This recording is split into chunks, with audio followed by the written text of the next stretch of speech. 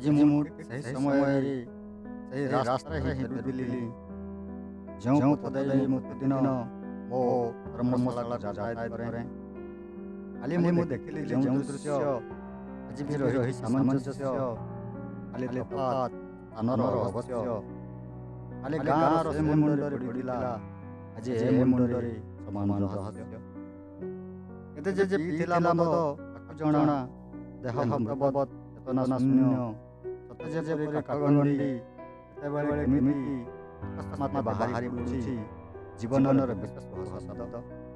ରାସ୍ତା ନଥିଲା ନିର୍ଗମ, ପଥିକଙ୍କ ଥିଲା ସମାଗମ, ସମସ୍ତେ ଦେଖିଲେ ତାକୁ, ହେଲେ ଫେରେଇ ନେଉଥିଲେ ମୁହଁ।